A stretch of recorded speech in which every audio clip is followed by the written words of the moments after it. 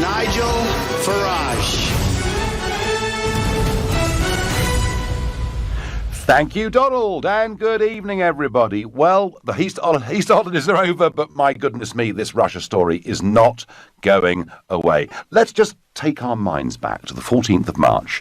Jeremy Corbyn in the House of Commons asking some quite searching questions of the Prime Minister in the Salisbury poisoning to Russia. Has the Prime Minister taken the necessary steps under the Chemical Weapons Convention to make a formal request for evidence from the Russian government under Article 9.2?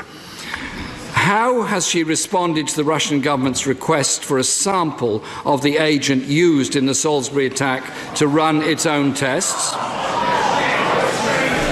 Has high-resolution trace analysis been run on a sample of the nerve agent, and has that revealed any evidence as to the location of its production or the identity of its perpetrators? And can the Prime Minister update the House on what conversations, if any, she has had with the Russian government? And while suspending planned high-level contacts, does the Prime Minister agree that it is essential to maintain a robust dialogue with Russia? Well, boy, did Corbyn take some stick for saying that at a time when the Prime Minister appeared to be strong, saying it's definitely Russia what done it. And that's before, of course, she got international support from America and about half of the European Union. Indeed, the next day, the Daily Mail headline, Corbyn, the Kremlin stooge. The Telegraph, Corbyn accused of being an apologist for the Kremlin as his own MPs turn on him, and the Independent, furious MPs condemn Corbyn's response to the Salisbury.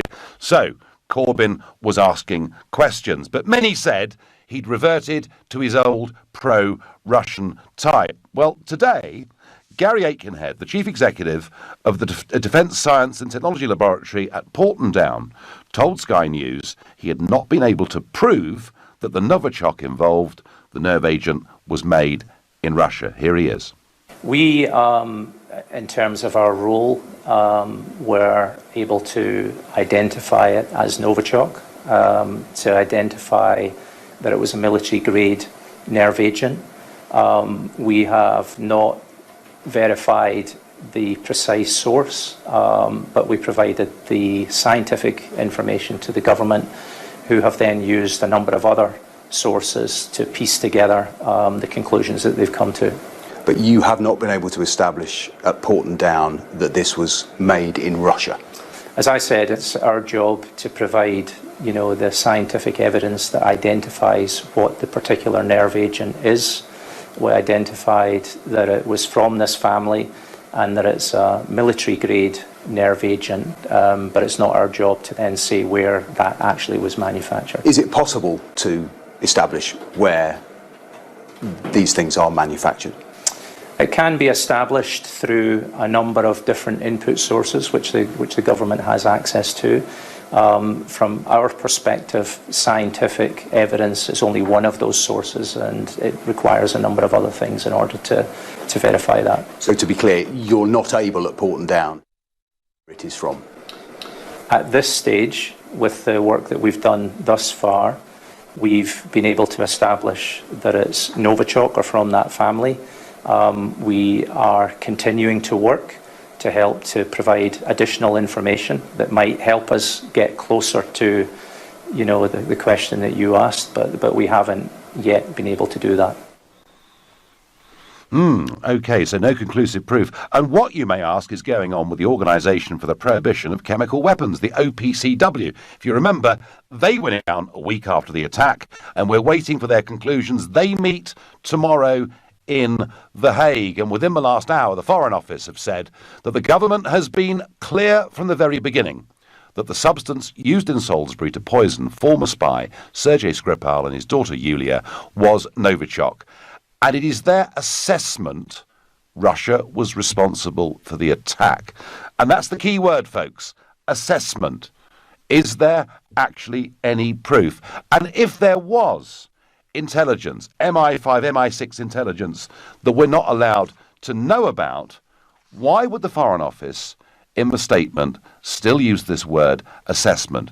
Proof is very hard to come by. And breaking news in the last few minutes, President Vladimir Putin of Russia has said he wants a thorough inquiry into the ex-spy's poisoning in Britain. So, folks, does all of this, does the statement we've had today from the chief executive at Porton Down, Gary Aitkenhead, does the lack of anything so far from the OPCW, does this vindicate Jeremy Corbyn for being cautious in pointing the finger at Russia?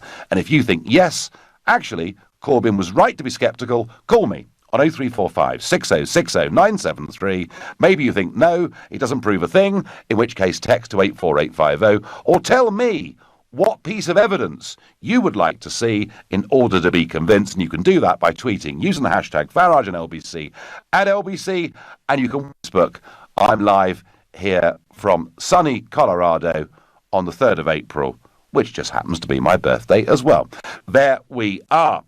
Let's go straight to Vincent in Bedford. Vincent, do you think this lack of evidence is to some extent vindicating the questions Corbyn asked in the House of Commons back on March 14th? Well, I think it does, yeah, because accusing Russia is not something to be taken lightly, I think what surprised me is she showed a lot of nerve, Mrs. May, that in accusing Russia, and even managed to convince all the others to join in.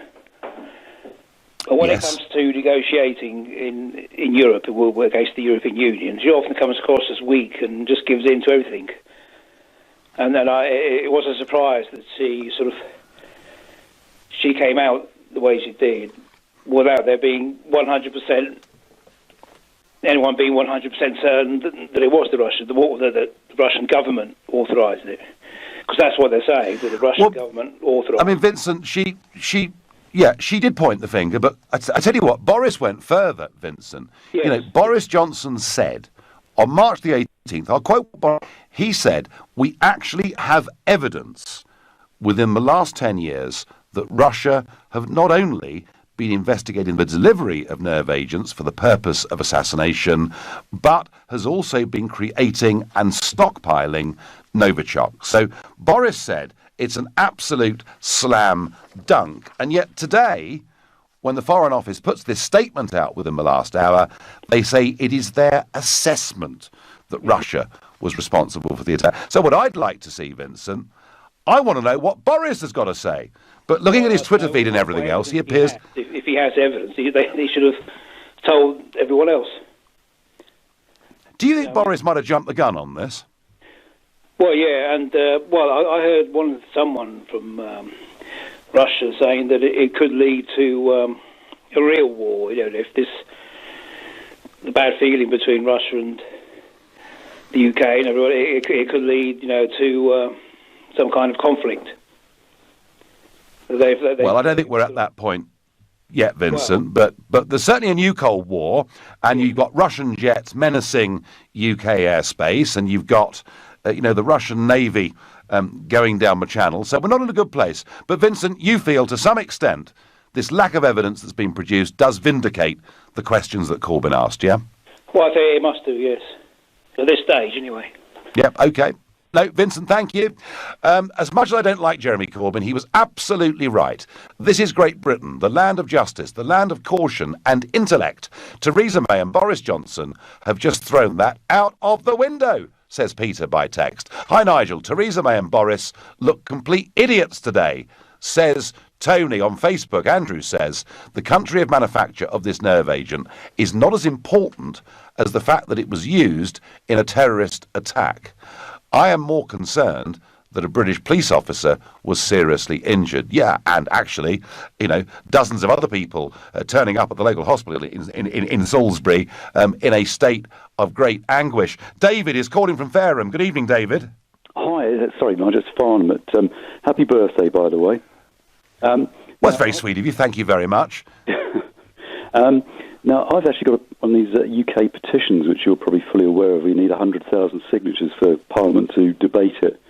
And for Theresa May to open up I mean, presumably dialogue going on anyway, but to invite Putin over, or at least have a discussion in person with him somewhere, to actually, put their point of view. I mean, I'm not a Corbyn supporter, but he's got a point, and the questions he asked, presumably he was given advice anyway, are very relevant. I mean, I can only think that they must have had other sort of intelligence going on, which I believe they share with the other European countries to get so much support. But there are two sides. Well, David, if that's the case, if that's fine, if that's the case, and sure, there are things that we can't always be told, I understand that. But why then, as I say, within the last hour or so, did the Foreign Office put out this statement saying it is their assessment Russia were... Surely if they had intelligence, they'd use a stronger word than assessment, wouldn't they? I mean, you might well be right, but I think what they haven't said, as far as I know, is this stuff manufactured anywhere else but Russia? Because from Russia's part, obviously they're denying it, but they haven't sort of come up with a credible explanation themselves as to did it get in the wrong hands when the Soviet Union was breaking up. So there was certainly the former correspondent for the Irish Times made the point that in 1993 all sorts of things disappeared. Also, David, it is true that Portendown itself had a small stock of Novichok, otherwise it couldn't possibly have had the antidote. I wasn't aware of that, but yes. I mean, to me, it raises another point, is what sort of deterrent is Trident when Russia's quite willing to sort of, if it is Russia, to push this thing. At the end of the day, if it is Russia, they're obviously not too worried about our nuclear deterrent, as were the Argentinians weren't either when they invaded the Falklands, knowing full well we had a nuclear-equipped navy.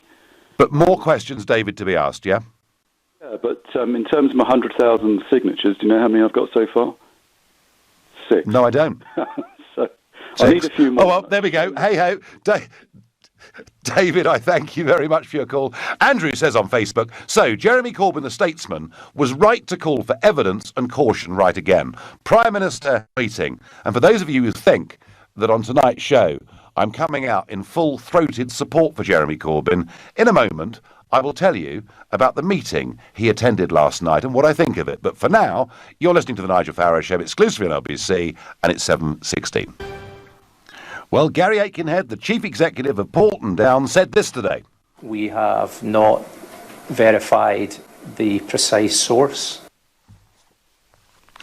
All of which asks, was Jeremy Corbyn right in the House of Commons to ask questions back on the 14th of March before pointing the finger at Russia? And of course, he was damned for it.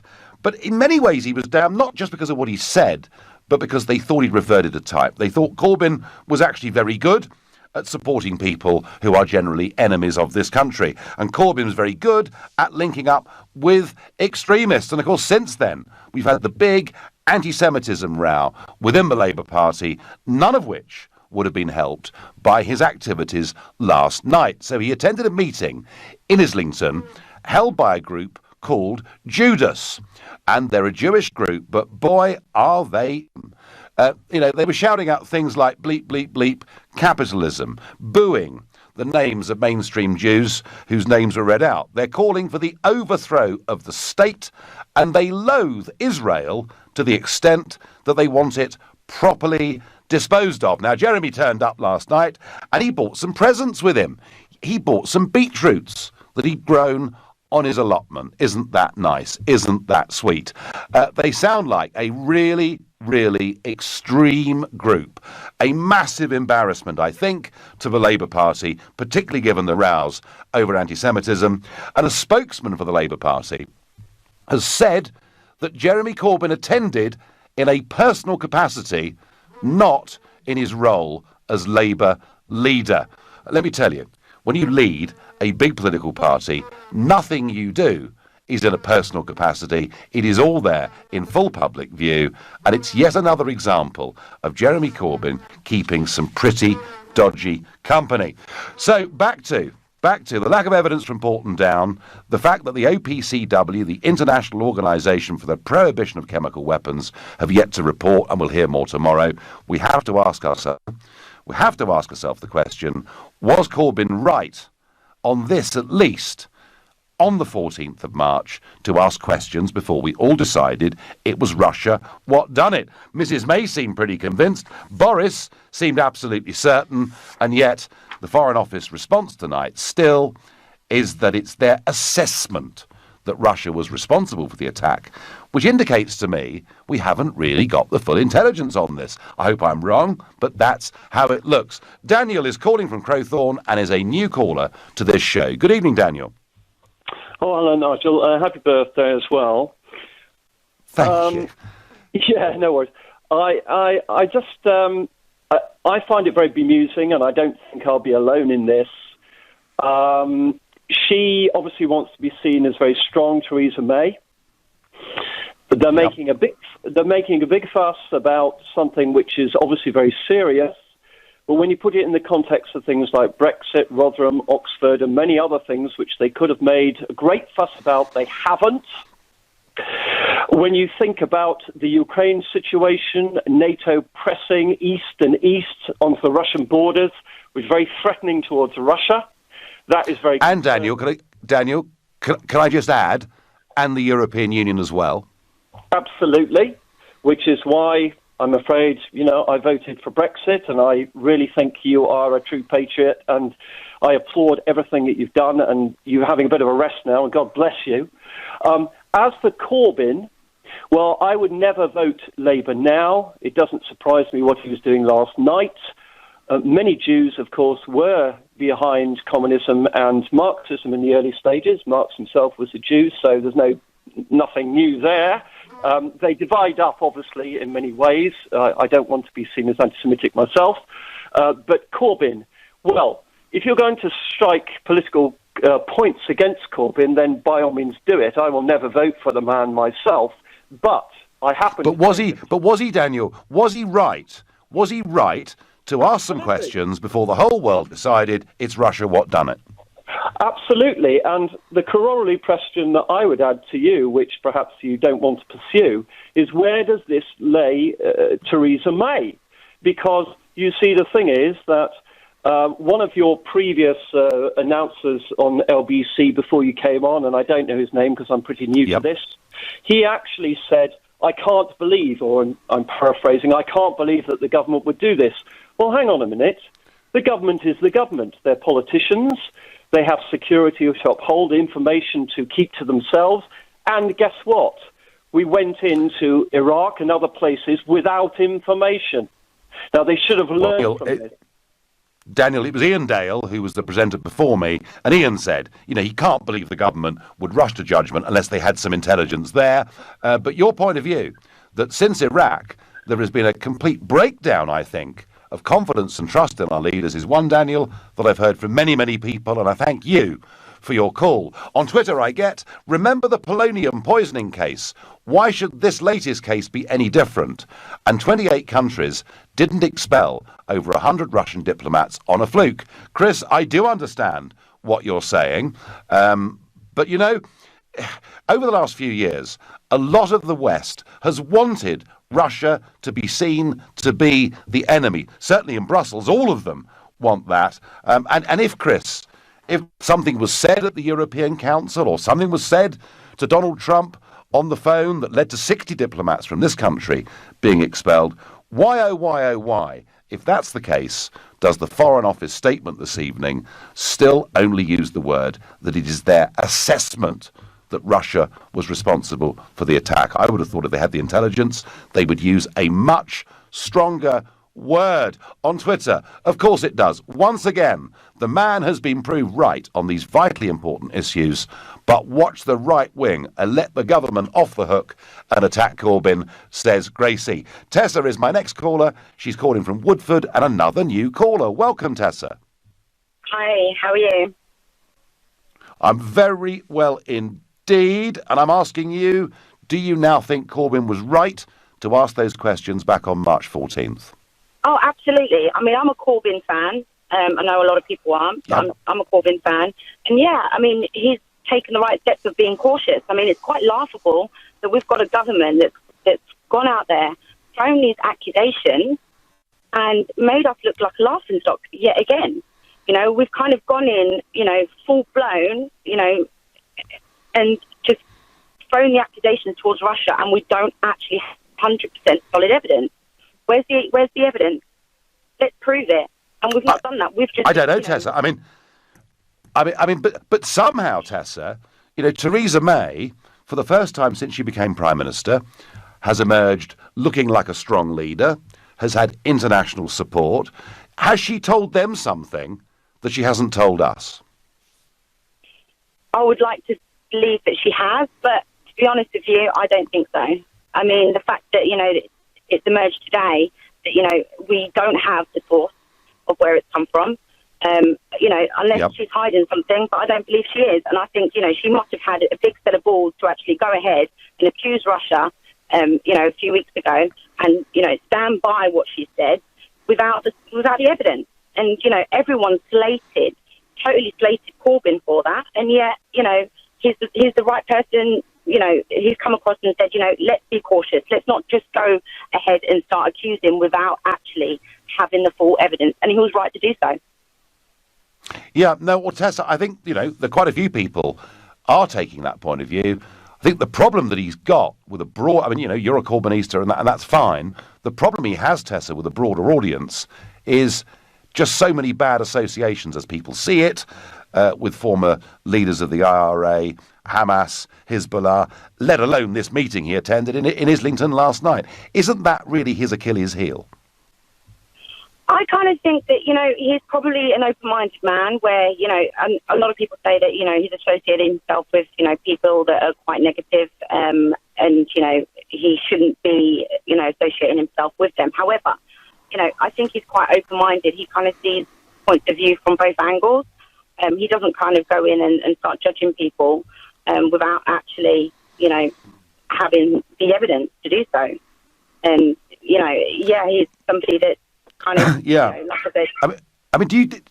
Do you think, Tessa, we'll ever get the evidence for this, of who actually did this?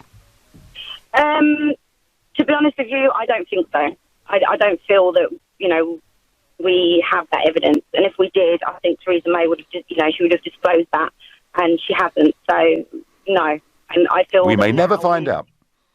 Yeah, and I feel now that we actually look absolutely ridiculous to the rest of the world, especially after today. It's insane. And I think that she needs to apologise. Well, she's not going to do that in a hurry, Tessa, because if she did that, I think her position would be almost untenable. So it's, high stakes all round. Tessa, I thank you very much indeed. You're listening to the Nigel Farage Show, exclusive in LBC, live from Colorado in the USA. It's 7:30 in London. Well, Gary Aikenhead, the boss of the Porton Down Laboratory, said today... We have not verified the precise source. So we just don't know where this Novichok was made. There is no absolute proof that it was made in Russia and came from Russia. And, in the context of that, I'm asking you today, was perhaps Jeremy Corbyn right back in the 14th of March to ask questions and not to, rush to judgment and point the finger at Russia? But before I go back to your calls on that subject, quite a sobering thought. Last night, there were 2 shootings in the space of an hour in London, including a drive-by attack that's left a 17-year-old girl dead and a boy of 16 critically ill.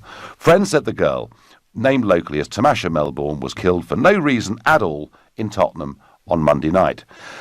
The medics confirmed she died when shots were fired from a vehicle as it drove past a group of young people. And 2 miles away, in Walthamstow, a boy was found with gunshot wounds, with another boy of 15 who had stab injuries.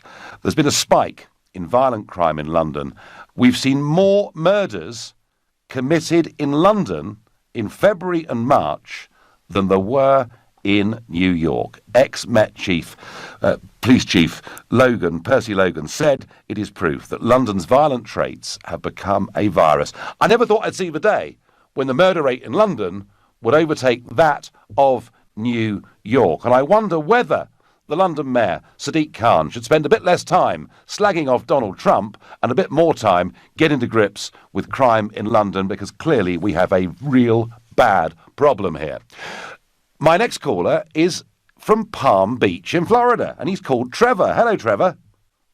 Hello, Nigel. Great debate. Nigel, I'll tell you what, let's not be naive here. The Russians have got a whole litany of cases using poisonous substances. I know on its own it's not proof, but look at Litvinenko and the polonium. Yes. Look at Lugovoy, the Russian senator who was given a special Medal of Honor for having perpetrated this crime. Putin could have as easily thrown the man out of a window, which is another method, but he didn't. He wanted the trials, like the crumbs in Hansel and Gretel. He wanted the trial to go back to Russia because he wants to warn all other potential spies about the downside of being treasonous, so-called, to Russia. So I think you've just got the dots are on the wall, you need to join them up, and they say Putin, and it's underlined, and I think Mr. Corbyn, Lord forbid, we have Mr. Corbyn to protect us against the world, because this man would be worse than Chamberlain. Well, you know what he would say, Nigel, with Chamberlain? He'd say, give me proof. I know Hitler's taken over Poland, Czechoslovakia, Holland, France, Belgium, etc., but give me proof that this man really is as aggressive as you make out. Yes. I'm not so sure. Noel Coward's very funny song, Don't Let's Be Beastly to the Germans. Two things I want to fire back, Trevor, with you. One is, of course, that we've seen a series of gangland killings, mafia-style killings of Russians that have taken place on British soil. And I've said from the start, Trevor, I think this was more than likely a Russian actor that committed this. But it may well be, Trevor, that it wasn't something sanctioned by Putin and the Kremlin, but something that happened in the Russian underworld against a man, and you're quite right, you said it, who is seen as a traitor because he gave away Russian state secrets to us. So, you know, it doesn't have to be Putin that did this. There's lots of bad stuff that has gone on within the UK. The one person that would feel aggrieved that this man talked is Russia. It's not, this man was not part of necessarily the mafia or the underworld per se, who had debts or whatever it is to the underworld. But Trevor, he might have betrayed colleagues, mightn't he? He might have betrayed colleagues that he was working with. And I'll tell you what, again, that would have been part of the KGB's problem to sort out, and they want to establish some discipline. But all I'm saying is, join the dots as to how the Russians have eliminated people, and poison if I accept, is a Trevor, perfect method. And if I accept, Trevor, last point. Yeah, sorry. No, let me ask you one more question, Trevor. Let me, for the basis of this conversation, accept everything you've said. Right? Why do it now? To somebody who came to the UK way back in 2006, why do it now, just a couple of months ahead of the Football World Cup, a big showcase for Russia? Why not leave it till September? Why do it now, Trevor? 100% right, but Nigel, I think you're forgetting the election, which I know was a preordained event. It was a coronation. It's a walkover. But it was. But nevertheless, I think he wanted to have his people behind him. And you know, Putin is a macho man. He loves parading around half naked with his guns, etc., etc. So he wanted to show the world what power he has from a country that's smaller than Italy, with the 10th largest country, with the 5th largest armed forces in the world that they can't afford to sustain. But so we should back the government. We should back the government on the basis that they've got form on this. Yeah. I think, Nigel, we should use that lovely adage: if it looks like a duck and it quacks like a duck, it is a bloody duck. Trevor, great call. Thank you very much indeed. Nigel, the Russia Corbyn apologists I've heard on your shows are deluded. So many countries have expelled Russian diplomats on the evidence she has, but we clearly can't see all the classified files, says Martin in Dunstable. Martin, I understand that, but I just ask why, if that's the case, the Foreign Office statement, that goes out tonight still says it is their assessment that Russia was responsible. Why not use a stronger word? Annette thinks Jeremy Corbyn was right on this occasion. I don't believe Russia did this. Alliston still thinks the Russian did it, but I don't know how we're ever going to be able to prove it. And that, I think, perhaps is one of the real problems we got. We may never, ever find out the truth of this story. Tina says, why carry out Russian expulsions merely on an assessment? This is dangerous and incompetent if so. Tina, I have to say, I want to hear from Boris.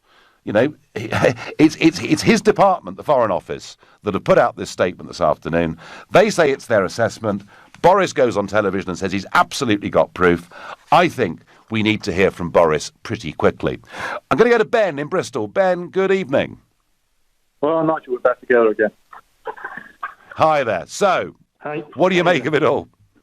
I'm doing all right. Nigel, what do you think? I'm not going to say too much, because the last guy, he was on it, Nigel. I mean, are you just trying to get the ratings up on your show? You seem to have taken leave with your senses. Everybody, 8 out of 10 people in Britain, doing exactly what the last caller said. If a Russian spy gets killed, Nigel, can you help me out here? What nation is number one suspect if there's somebody for spying on the Russians? Can you help me here, Nigel? You don't need this man, Ben. This man was a Russian traitor. He betrayed state secrets. The Russian state, and I've no doubt all the operatives, Ben, that he worked with over the years, would have absolute disgust for this individual. I understand that completely. He's their but do you? John. It's their jihadi John, and they'll be happy that they've got him. When we get jihadi John out in Syria, we celebrate, and rightly so. He deserves to be taken out. Yes. We don't use They use more subtle means than us. We just drop a drone, blow up a building, and whoever else is there gets killed. And well, they were certainly very unsubtle means and not very effective means if it was the Russian state that did it. But Ben, is it not possible? Well, he's still alive, isn't he? He's not in good nick, and his daughters. And his daughter's recovering. Ben, all I'm saying is I haven't doubted from the beginning that it's a Russian actor. But I mean, are you absolutely certain that this is something that, Putin himself authorised? You can't be 100%, but people are now saying, oh, Corbyn was right because they can't chemically prove it. You don't get chemicals that have made in Russia written into every molecule of what they are. It doesn't matter. The chemicals don't need to have to trace back to Russia. They can be something they've got from another country or whatever, and a good criminal will make sure they covers their tracks. This is Corbyn, just same old, same old. He wants to go against every war.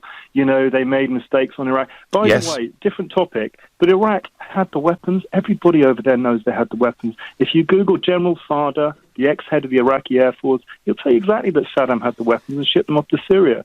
The British media don't want to publish that report because they want to bring down Bush and Blair. That's where Corbyn stands on everything. Check everything out, gets to the bottom of everything, really skeptical about everything. Ben, I'm not and done the right thing.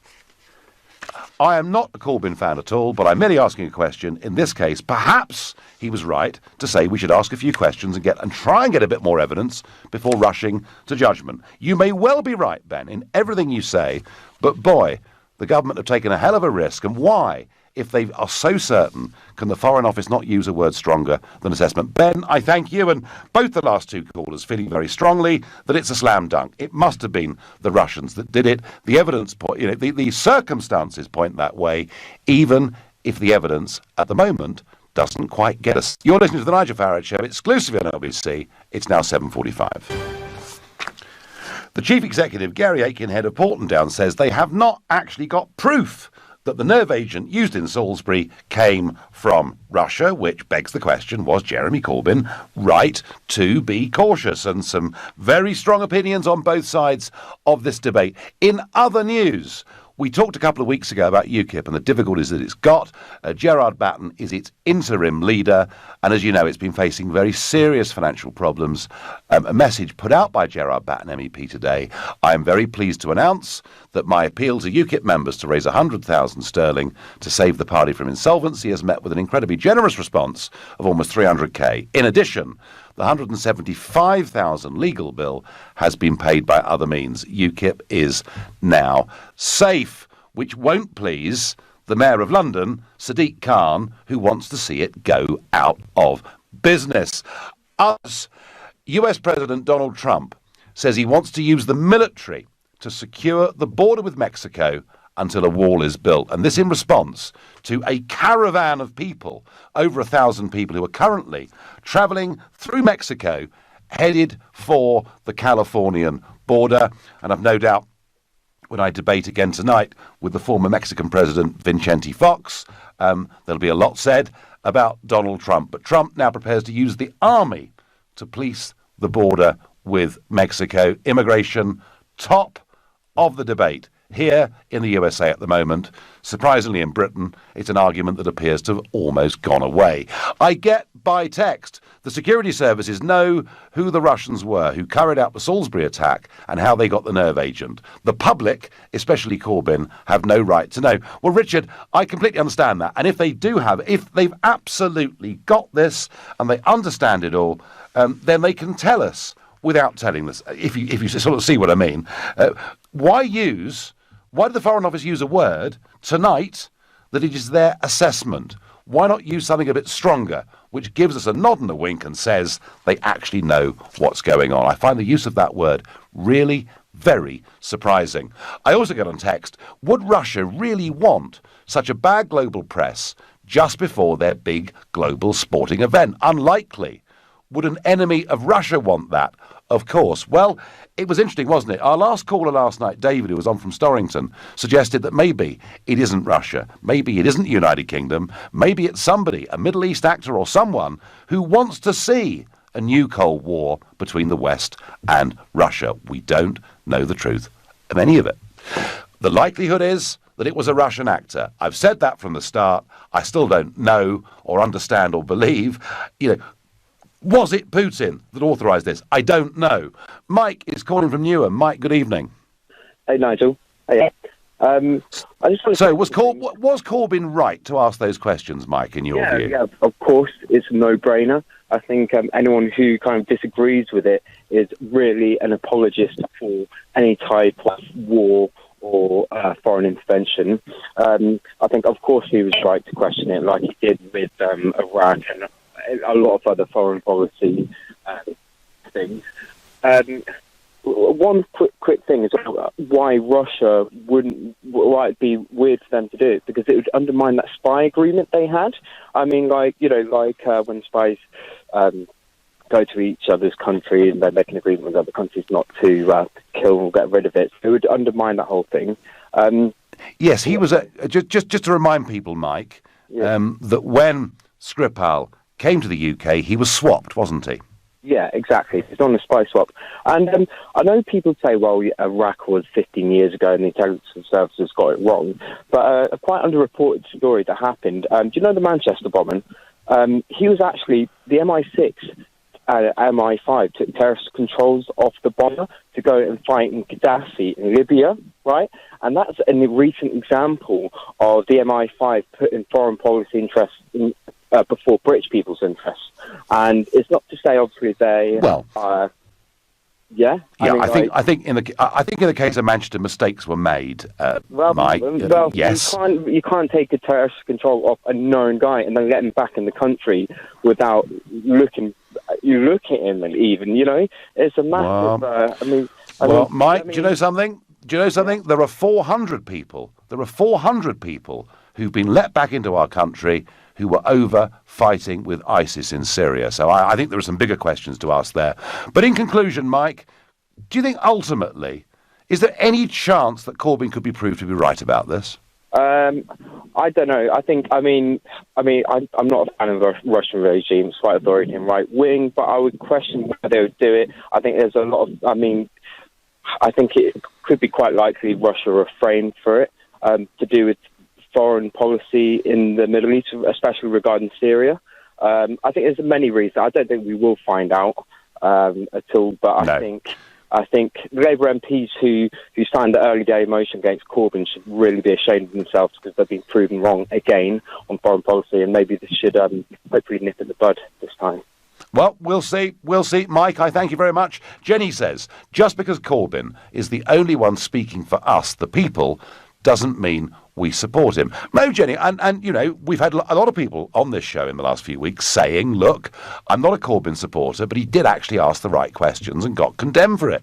Tina says, a good leader communicates, and Mrs May has had no dialogue with Mr Putin. Why not? She also did not go along with the international protocol on chemical weapons. Why not? Too many questions. Chris is calling from Wimbledon. Chris, what do you think? Hi, Nigel. Good to speak with you again. To be honest, I still think Corbyn hasn't redeemed himself from this. I mean, the reason why people were shouting disgrace and appeasement was because he was using the whole thing to score political points about cuts to the diplomatic service, Russian... Yeah, and that was a huge mistake, wasn't it? Yeah. And, you know, at a time when there was a chemical weapon attack on our own soil, but also why people were accusing him of appeasement, and one of the things I disagreed with you about, actually, was he wanted, and I quote, robust dialogue with Russia. I mean, you know, what honestly is Russia going to say? I mean, you know, is Russia going to say, you know, oh, sorry, we lost control of it, or, yes, we carried out the attack? Oh, come on. I mean, Putin's not going to admit that now, is he? Well, Chris, you know, I could answer that by saying that Trump plans to have a summit with Putin, at which this will be raised. Will it be discussed? I mean, you know, he didn't seem to discuss it with... Well, we don't know he discussed it with Putin. Oh, Chris, come on. The Americans have kicked out 60 Russian diplomats. Of course it'll be discussed. And no doubt it will, and probably with other European countries, but... I still think that there's still a high possibility of Russia carrying out this attack.